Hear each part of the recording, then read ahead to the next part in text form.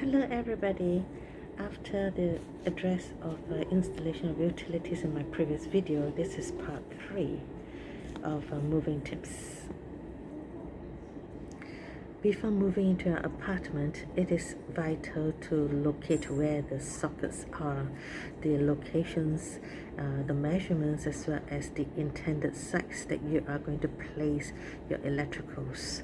Also, to take note if there are sockets without the on-off switches, and you may want to plan what items to put there, because items like cooking appliances or iron, you definitely need the on-off switch, for it is hazardous to keep them on permanently.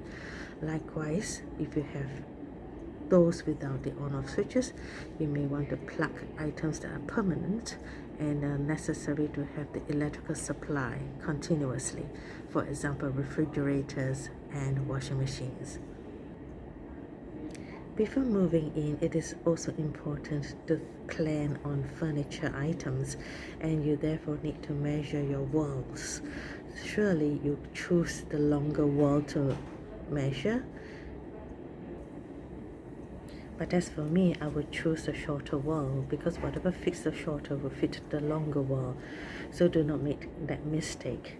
And it is better always to go against the wall to measure, because this is more accurate, not in the middle of the floor or the wall. Okay, and if it is the wall, all the way down to the base will be the best, so that it will be in alignment and will not be crooked. Otherwise your measurements will not be accurate and may be longer than what it really is. Thirdly, I'd like to talk about the door quadrant measurements, and this includes the cabinet doors, especially for places with space limitations.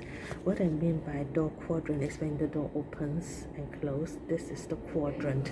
You need to leave space for that, and especially so for cases whereby for cosmetic reasons they actually have another door in front of the washing machine door or the refrigerator door, and even more so if they open in opposite directions. So you will have to give some extra space for that and plan and not put items in front of it. Otherwise it will be very difficult for you to fish things out or put things into the refrigerator or to do your laundry. Fourthly, regarding the facing issue of your apartment, you would like to see whether it's necessary to have blackout curtains, especially if you need to sleep in the day most of the time. So whether you are facing the east with the morning sun or west with afternoon sun, blackout curtains will be of great help.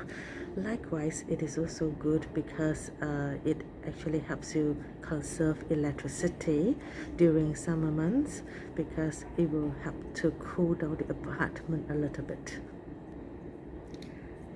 The fifth thing to watch out for is actually fixed features like the washing machines with no top, and the refrigerator that must go into a cabinet. These are what I mean by fixed features. So you may have to customize the rest of your furniture items in order to suit these, as well as during the purchases, if necessary, that you must buy a washing machine without a top in order to fit into the whole of the apartment. Whatever I address here is of course more useful for rented apartments, as many do rent apartments, especially for expatriates. But if it is your own apartment, of course you can do whatever you want with it. You have a lot more flexibility. Otherwise, I hope these tips help. Thank you very much for watching. See you again next time.